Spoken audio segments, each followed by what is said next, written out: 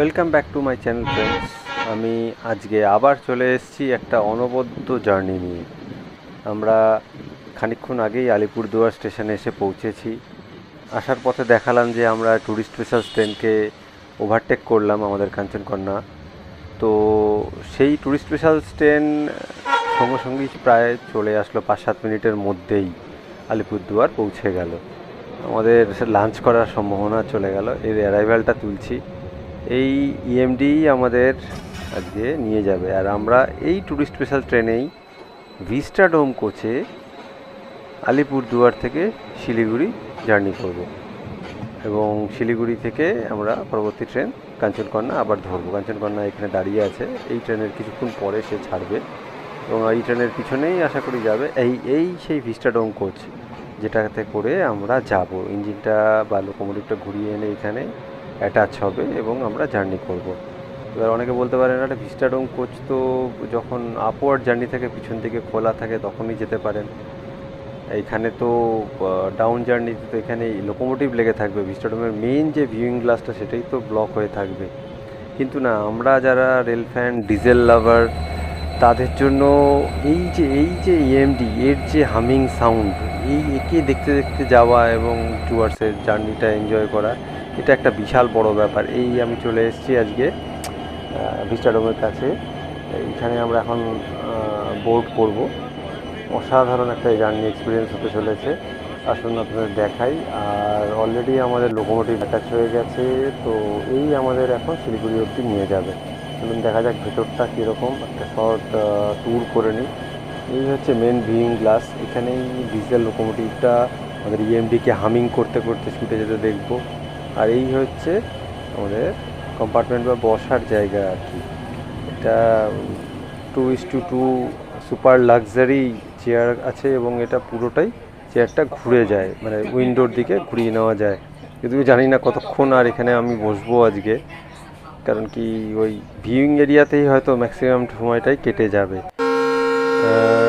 এখন ঘড়িতে বাজে কাটায় কাটায় 2টো, ট্রেনের টাইম হয়ে গেছে। ওই তো ফ্ল্যাগ অফ হয়ে গেল, আমাদের ট্রেন একদম ব্যাং অন টাইম আলিপুরদুয়ার জাংশন ছেড়ে শিলিগুড়ির উদ্দেশ্যে রওনা হচ্ছে। আমাদের এই ট্যুরিস্ট স্পেশাল ট্রেন 2টোর সময় আলিপুরদুয়ার ছেড়ে শিলিগুড়ি পৌঁছায় 6:40, এবং এনজেপি পৌঁছাতে পৌঁছাতে 8:25। মূল অ্যাট্রাকশান হলো এই ট্রেনটা পুরো ডুয়ার্সের ভেতর দিয়ে যাবে এখন। সেই বক্সা টাইগার রিজার্ভ হোক, কি চাপড়ামারি হোক, হাসিমারা হোক, চম্পাসারি, মহানন্দা WLS, চিলাপাতা, এবং সমস্ত ওয়াইল্ড লাইফ স্যাঞ্চুয়ারি বা ফরেস্ট, বিভিন্ন টাইগার রিজার্ভের ভেতর দিয়ে যাবে। আর নদী, নালা, পর্বত, একটা অনবদ্য দৃশ্য।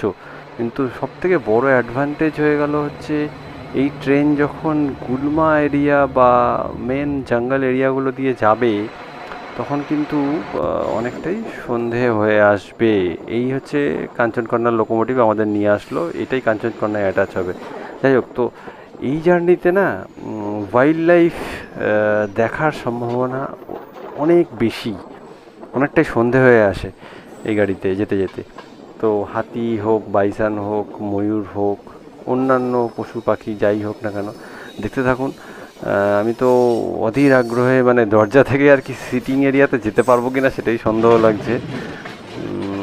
আচ্ছা, এই গাড়িটা সম্বন্ধে একটু বলে রাখি। এই গাড়িটা সকালবেলা 7:05 এনজেপি থেকে ছাড়ে, আর 7:37 শিলিগুড়ি থেকে ছাড়ে, আর আলিপুরদুয়ার পৌঁছায় 1:05।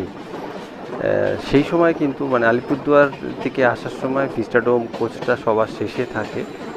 পুরো ভিউইং গ্লাসটা ওপেন থাকে। পুরো এই যে ডুয়ার্সের জঙ্গলের বা ডুয়ার্সের যে মাউন্টেন রেঞ্জ, রিভার্স, এর যে নৈসর্গিক দৃশ্য, সেটা কিন্তু ওই ভিউইং গ্লাস দিয়ে খুব সুন্দরভাবে দেখা যায়। আর যাওয়ার সময় অবভিয়াসলি এখানে এই লোকোমোটিভটা লেগে থাকে। ডিজেল লাভারদের জন্য এটা একটা স্বর্গ। গাড়ি কিন্তু অলরেডি স্পিড নিয়ে নিয়েছে। এই রাজা ভাত খাওয়া আসছে অ্যাকচুয়ালি। রাজা ভাত খাওয়ার পরে, মানে এটার বাফার জোন শুরু হয়ে যাবে একটু পরেই বক্সা টাইগার রিজার্ভের। রাজা ভাত খাওয়ার জায়গা থেকে কিন্তু ওটা পুরো বক্সা টাইগার রিজার্ভের মেইন এরিয়া। দেখতে থাকুন।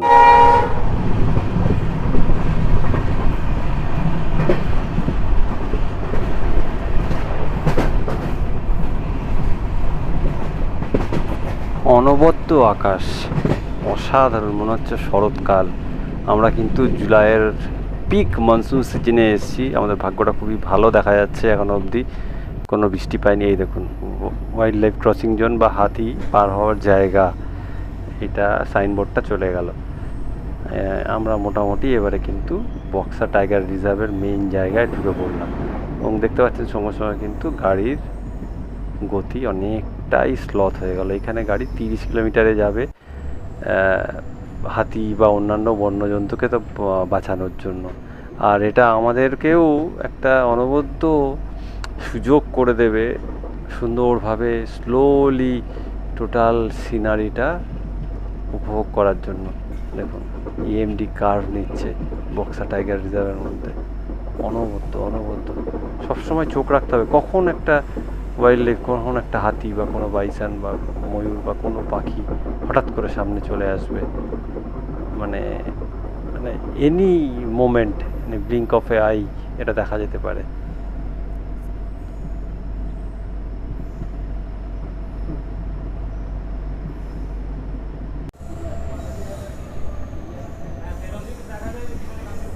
আমি ভিউইং এরিয়াতে চলে এসেছি, যার জন্য লোকোমোটিভটা এত কাছে লাগছে। জাস্ট দরজার পাশেই লোকোমোটিভটা অ্যাটাচ হয়ে আছে। তো এখানকার আবার ফিলটা অন্যই লেভেল, মানে অ্যাজ ইফ মানে লোকোমোটিভেই জার্নি করছি। অসাধারণ একটা ফিল। আর হামিং সাউন্ড ইএমডির স্বর্গও লাগছে পুরো।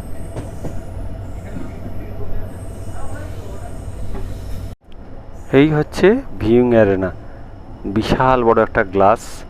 আসার সময় গ্লাসটা পুরো ওপেন থাকবে, মানে পুরো ট্র্যাক এবং বিভিন্ন জঙ্গল, মানে ফরেস্ট, মাউন্টেন রেঞ্জ, রিভার সব দেখা যাবে।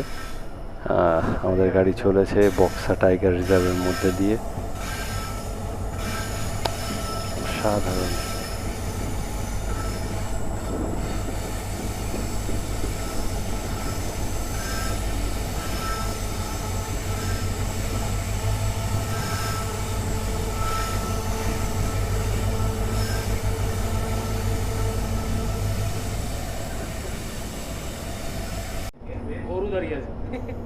অনেক দূর থেকে দেখে প্রথমে ভেবেছিলাম হয়তো বাইসান টাইসান কিছু দাঁড়িয়ে আছে ট্র্যাকের পাশে বা ওপরে, যাই হোক দেখলাম গরু।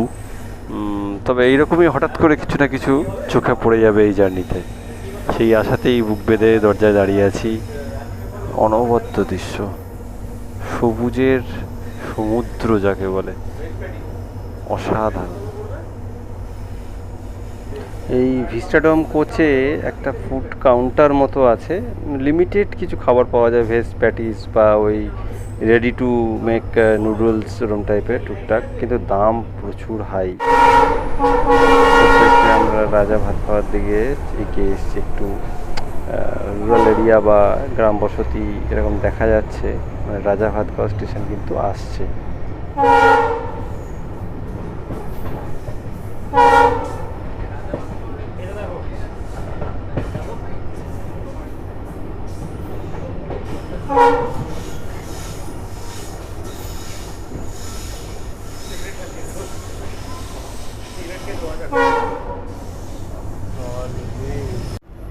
আমরা পৌঁছে গেলাম আমাদের প্রথম স্টপেজ রাজা ভাত খাওয়া। এর হিস্ট্রিটা তো আমি লাস্ট কাঞ্চনকন্যা জার্নির 4th পার্টে ভালো করে বলেছি, আপনারা একবার দেখে আসতে পারেন ওখান থেকে। এটা বক্সা টাইগার রিজার্ভের গেটওয়ে, এবং মানে এখান থেকে বক্সা টাইগার রিজার্ভ বা জয়ন্তী এটা যাওয়া খুব কাছে, খুবই কাছে। দেখতে দেখতে ফ্ল্যাগ অফ হয়ে গেল রাজা ভাত খাওয়া থেকে। আমরা বক্সা টাইগার রিজার্ভের একদম কোর এরিয়া দিয়ে প্রায় যাব এখন।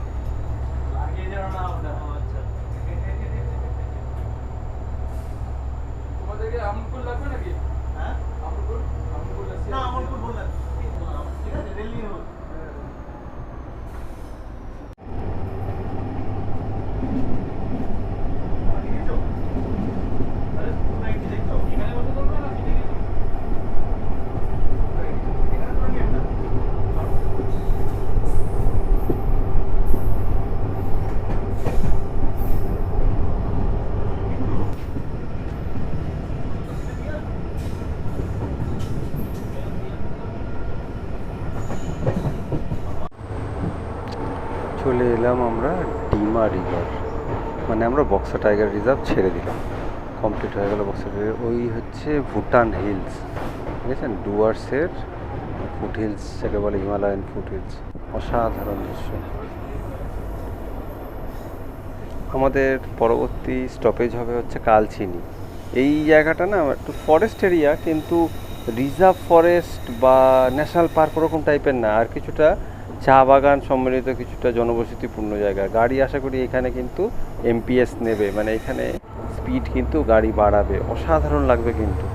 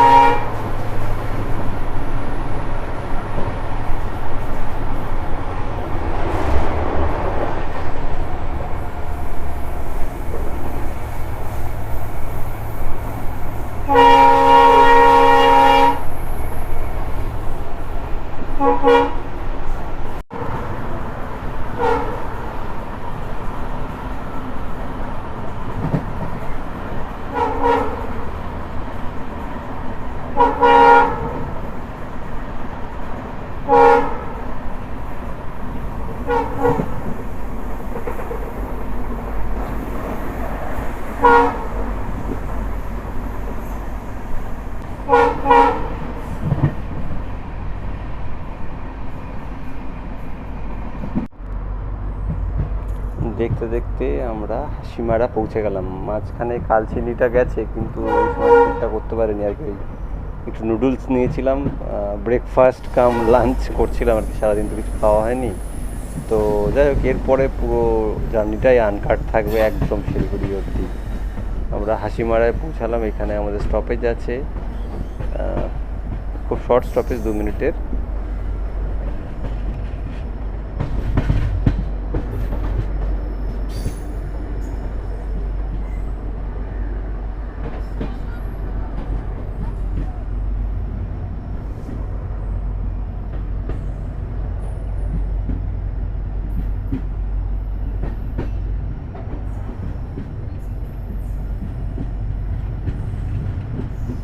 হাসিমারা টাইম 2:54, আমরা একটু বিফোর টাইমে পৌঁছে গেছিলাম, এই জন্য গাড়ি এখানে প্রায় 8-10 মিনিট দাঁড়ালো।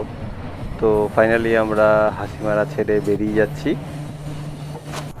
আমাদের পরবর্তী স্টেশনে হচ্ছে মাদারিঘাট। আমরা এর মধ্যে কিন্তু উত্তরবঙ্গে অন্যতম বৃহৎ নদী তোর্ষা নদী পার করব, আর জলদাপাড়া ন্যাশনাল পার্কের মধ্যে দিয়ে যাব।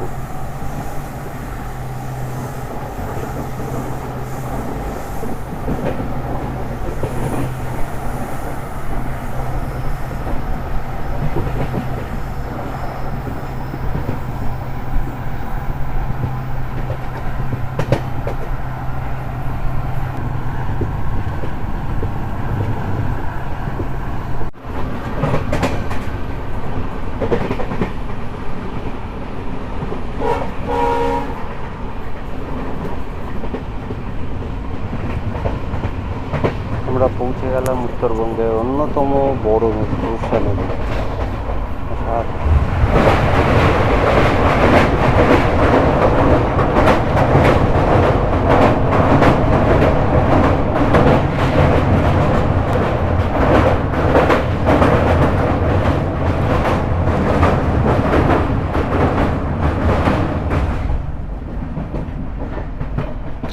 তোরসা নদী পেরোনোর সাথে সাথে আমরা কিন্তু ঢুকে গেলাম জলদাপাড়া ন্যাশনাল পার্কের এরিয়া।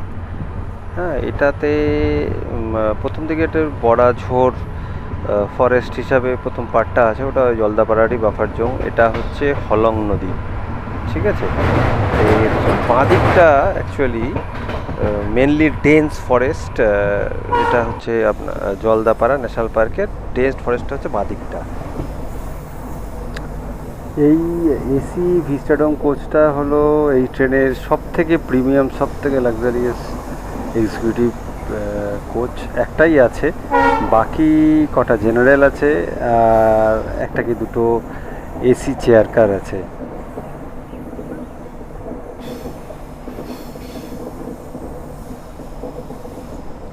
দেখতে দেখতে আমরা পৌঁছে গেলাম মাদারিহাট। এটা খুব ইম্পর্ট্যান্ট একটা স্টেশন, মানে এখান থেকে এতগুলো ট্যুরিস্ট অ্যাট্রাকশন জায়গায় যাওয়া যায়। একদম নিয়ারেস্ট হচ্ছে জলদাপাড়া ন্যাশনাল পার্ক, গন্ডারের জন্য বিখ্যাত আমরা জানি। চিলাপাতার মতো ডেন্স ফরেস্ট এখান থেকে খুব কাছে।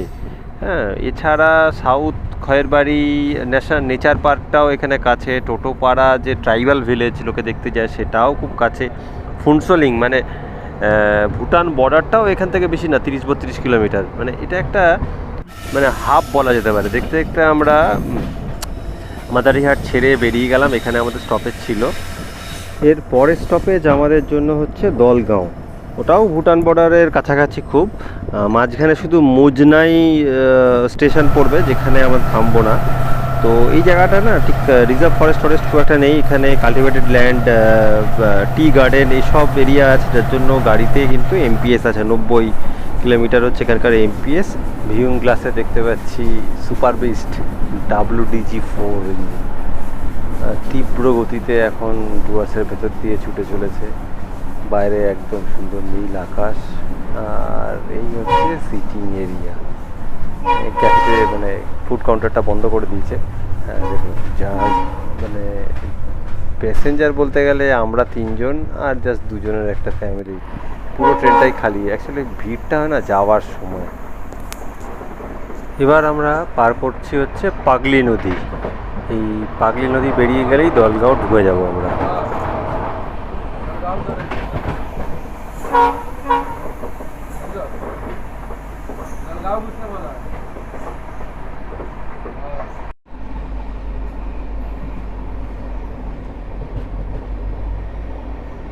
আসমানগুলো ভালো আছে আর এই ওয়েদার তো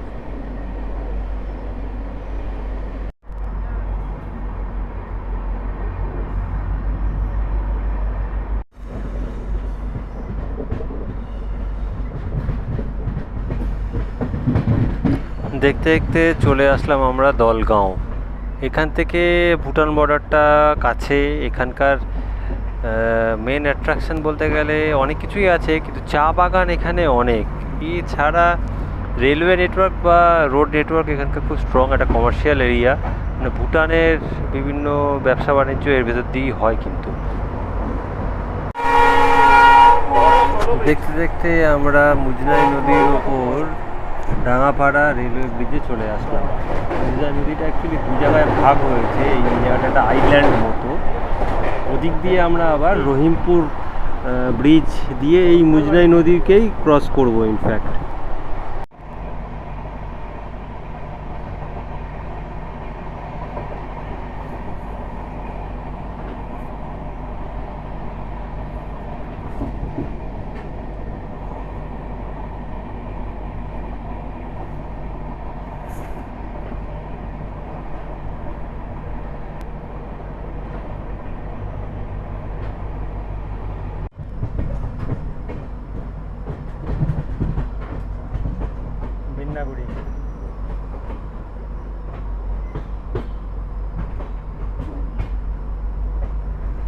দেখতে দেখতে আমরা পৌঁছে গেলাম আমাদের পরবর্তী স্টেশন বিন্নাগুড়ি। এটা একটা মানে ওয়েল ডেভেলপড লোকালিটি এরিয়া আর কি, বিজনেস হাব। এখানকার চা বাগান ওরিয়েন্টেড বিজনেস বা চা বাগান চারদিকেও আছে। আর এছাড়া এটা জলদাপাড়া আর গরুমারা ফরেস্টের বাফার জোন বা করিডোর হিসাবেও মার্কড আছে। মানে এখান দিয়ে ওয়াইল্ড লাইফ মুজনাই নদী পেরিয়ে আসলাম, সেই ওয়াইল্ড লাইফ এই মুজনাই নদী বিভিন্ন যে চর তার থ্রু দিয়ে এই দুটো ফরেস্টের মধ্যে যাতায়াত করে। এটা আচ্ছা, এখানে আমাদের দাঁড়িয়ে আছে হচ্ছে এখন 15622 আনন্দ বিহার কামাখ্যা উইকলি এক্সপ্রেস। ও গাড়ি, এটা সিঙ্গেল লাইন, তো আমাদের গাড়ির জন্য গাড়িটা ওয়েট করছিল। ওই আমাদের টুরিস্ট স্পেশাল বিন্দাগুড়ি স্টেশনে আসলে তবে ওই গাড়িটা ছেড়ে ওই রুটে নেক্সট ডেস্টিনেশনের দিকে যাবে।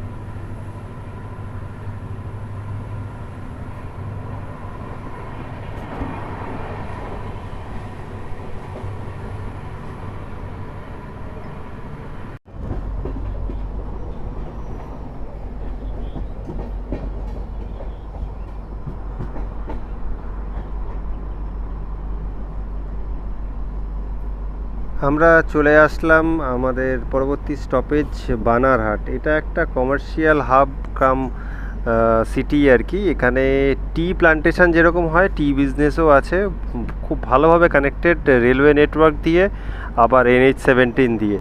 এটা আবার এলিফ্যান্ট মাইগ্রেশন করিডোর বা বাফার জোন হিসাবে মার্কড আছে। গরুমারা ন্যাশনাল পার্ক, মোড়াঘাট আর জলদাপাড়া ফরেস্টের মানে বাফার জোন, বা এটা মাইগ্রেশন করিডোর বলা যেতে পারে। এই জার্নির প্রথম পর্বটা এখানেই শেষ করছি। বানারহাট থেকে শিলিগুড়ি জার্নিটা পরবর্তী পার্টে আসবে, অবশ্যই দেখবেন। আর এই পার্টটি কেমন লাগলো অবশ্যই জানাবেন। Thanks for watching. If you like our videos, please subscribe our channel and turn on all notification bell. Your likes, comments and share will inspire us. Follow us on Facebook and Instagram as SPD Rail Fan.